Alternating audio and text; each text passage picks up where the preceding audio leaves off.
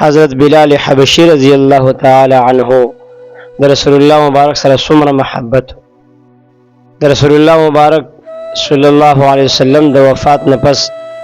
کله چې حضرت بلال حبشی رضی الله عنه ته په مدینه منوره کې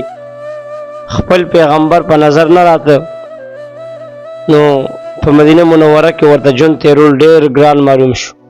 نو ځکه شام ته لاړو چیرې پیغمبر علیه السلام په مدینه منوره کې نشته نو مال دلته جون خون نه راکې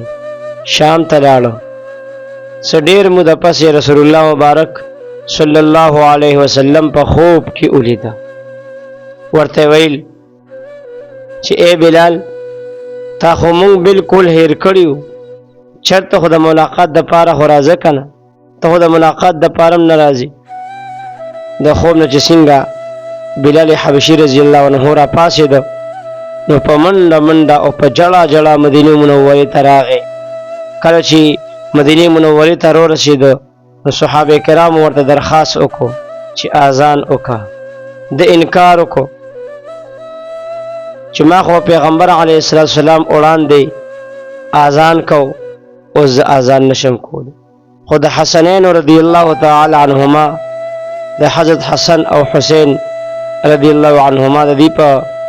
بار بار وینا سره د اذان د لپاره ودرېد کله چې اذان شروع صحابه کرامو ته د پیغمبر علیه السلام هغه زمانه را یاد شو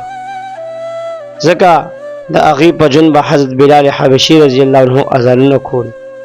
ټول صحابه په ژړا شو زنانو را منډې وهلې بهر روتې هغې هم په ژړا وې او په مدینه منوره کې یو غوغا شوله یو جدا کیفیت پیدا شو کله چې بلال رضی الله تعالی عنه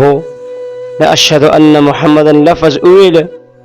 د محمد رسول الله صلی الله علیه وسلم د نوم اغشتو په وجه باندې بېهوشه شو برداشت پکې نو